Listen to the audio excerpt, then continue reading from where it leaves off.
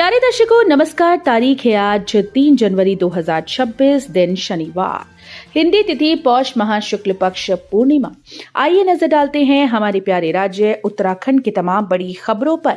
Video शुरू करने से पहले कमेंट बॉक्स में जय हिंद लिखकर हमें सपोर्ट करें। तो चलिए शुरू करते हैं।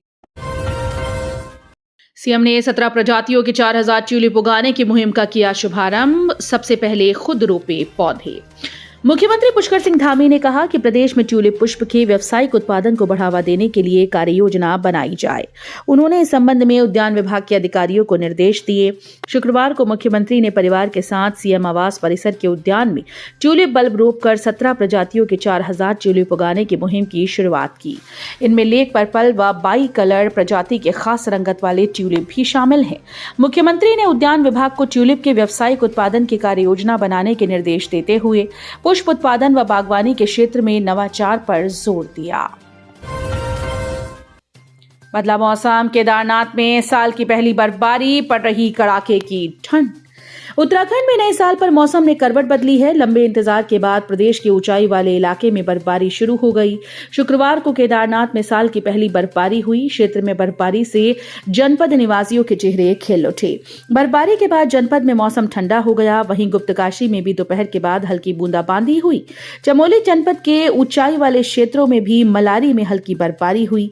साथ ही हेमकुंड साहिब, बद्रीनाथ के नरनारायण पर्वत, नीलकंठ, वसुधारा क्षेत्र सहित अन्य ऊंची चोटियों पर हल्की बर्फबारी हुई, जिससे सुदूर चोटियों में ताजी बर्फ जम गई। हालांकि बर्फबारी ज्यादा देर तक नहीं हुई।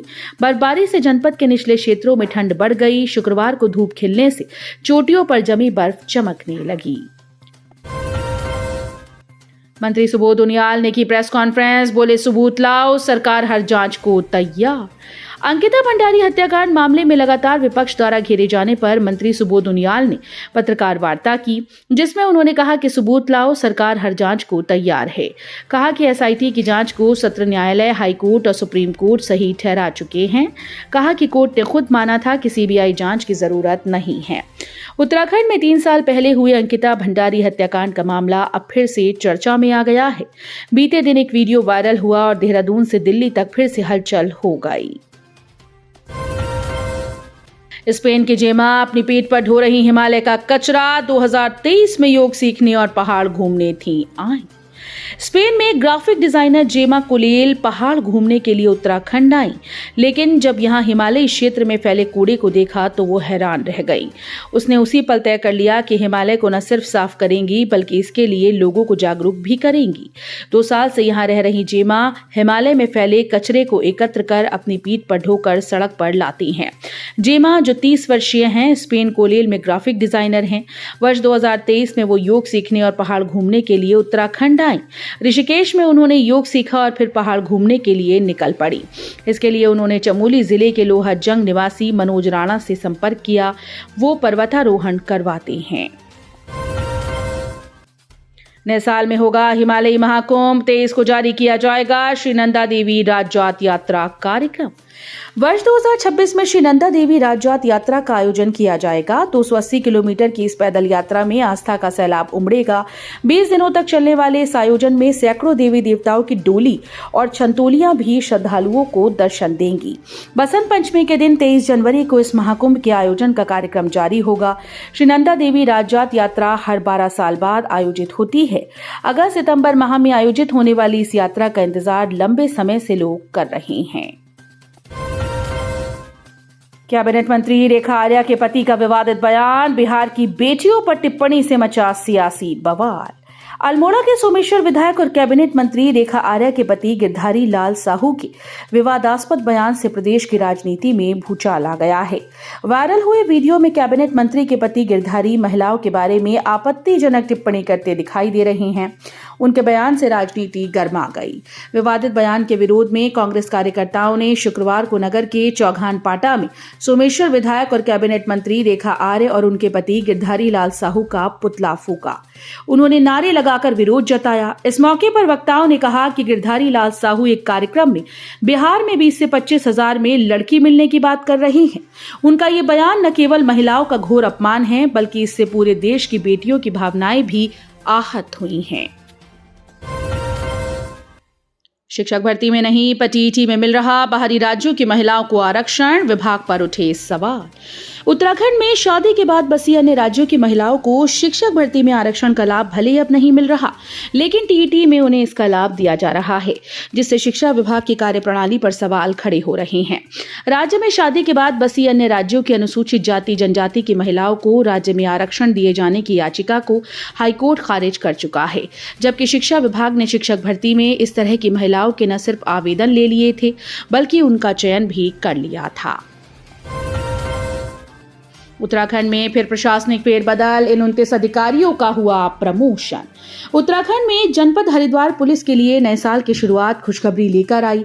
पुलिस मुख्यालय उत्तराखंड द्वारा जारी आदेशों के क्रम में जनपद में तैनात 29 हेड कांस्टेबल्स को पदोन्नति देते हुए एडिशनल सब इंस्पेक्टर बनाया गया है। इस अवसर पर सिटी और देहात क्षेत्र में अलग अलग कार्यक्रम आयोजित किए गए। शुक्रवार को सिटी क्षेत्र में SP crime traffic Jitendra Mehra, देहात क्षेत्र में एसपी ग्रामीण शेखर चंद्र सुयाल ने पदोन्नत हुए जवानों को स्टार पहनाकर सम्मानित किया। अधिकारियों ने मिठाई खिलाकर सभी को शुभकामनाएं दी और आगे भी पूरी निष्ठा, ईमानदारी और मेहनत के साथ कर्तव्य निर्वहन के लिए प्रेरित किया। उत्तराखंड में 70,000 से ज्यादा पद रिक्त हैं, सरकार इन्हें भरने का काम नहीं कर रही, हरीश रावत का बड़ा बयान। कांग्रेस कार्य समिति के सदस्य तथा उत्तराखंड के पूर्व मुख्यमंत्री हरीश रावत ने कहा कि उत्तराखंड में 70,000 से ज्यादा रिक्त पद हैं, लेकिन राज्य सरकार इन पदों पर भर्ती करने के कोई कदम नहीं उठा रही। रावत ने एक पुस्तक के लोकार्पण समारोह को संबोधित करते हुए कहा कि जब वो मुख्यमंत्री थे तो उस समय करीब 30,000 पद खाली थे। पूर्व मुख्यमंत्री हरीश रावत ने कहा कि उनकी सरकार इन पदों पर भर्ती की प्रक्रिया शुरू करने की तैयारी भी कर रही थी, लेकिन उसी दौरान स्थिति ऐसी बनी कि वो काम तब पूरा नहीं हो सका।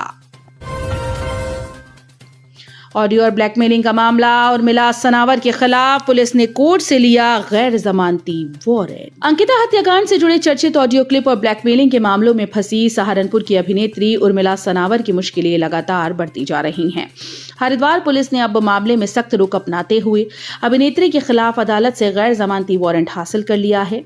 रानीपुर कोतवाली पुलिस की इस कार्रवाई के बाद ज्वालापुर पुलिस भी अपने स्तर से वारंट लेने की प्रक्रिया में जुट गई है। न्यायालयों में केस की अब डिजिटल फाइल देखने की सुविधा मिलेगी, शासन ने बजट किया जारी। प्रदेश के न्यायालयों में आने वाले समय में केस की फाइल नहीं बल्कि डिजिटल फाइल देखने की सुविधा मिलेगी। इसके लिए शासन ने बजट जारी कर दिया है। प्रदेश के न्यायालयों में 22 कियोस्क मशीन्स लगाई जाएंगी। न्यायालयों में केस की फाइल को देखना भी एक चुनौती है। रिकॉर्ड रूम हर केस की तारीख पर फाइलें निकाली जाती हैं। संबंधित केस के अधिवक्ता या वादी प्रतिवादी भी कई बार इन फाइल्स को देखते हैं। जैसे जैसे केस आगे बढ़ता है तो फाइल मोटी होती जाती है। उत्तराखंड में पुरानी गाड़ी स्क्रैप करने पर नए वाहन टैक्स में 50% तक की भारी छूट, आदेश जारी। उत्तराखंड में पुराने वाहन को स्क्रैप कराने के बाद यदि आप उसी श्रेणी का नया वाहन खरीदते हैं तो मोटर व्हीकल टैक्स में 15 से 50% तक छूट मिलेगी। पुराने वाहनों को सड़क से हटाने और नए पर्यावरण अनुकूल वाहनों को प्रोत्साहित करने के लिए सरकार ने ये निर्णय किया। 10 दिसंबर 2025 की कैबिनेट के निर्णय के तहत परिवहन सचिव ब्रजेश कुमार संत ने नई व्यवस्था की अधिसूचना जारी कर दी है। लकड़ी बीनने जंगल गई वृद्धा को बाघ ने मारा, ग्रामीणों ने शव रखकर सड़क पर लगाया 3 घंटे जाम। रामनगर में काबिज टाइगर रिजर्व के ढीला रेंज के जंगल में लकड़ी बीनने गई वृद्धा को बाघ ने निशाना बना लिया। बाघ वृद्धा को घसीटकर घने जंगल में ले गया। बाघ के हमला होते ही अन्य साथियों ने शोर मचाया और सूचना अन्य ग्रामीणों को दी। वन कर्मियों की टीम ने फायरिंग करते हुए सड़क से 1 किलोमीटर अंदर जंगल में वृद्धा का शव बरामद किया। बाद में ग्रामीणों ने सड़क पर शव रखकर करीब 3 घंटे जाम लगाया। तो ये थी उत्तराखंड की बड़ी खबरें। हम मिलेंगे अगले बुलेटिन में, तब तक के लिए धन्यवाद।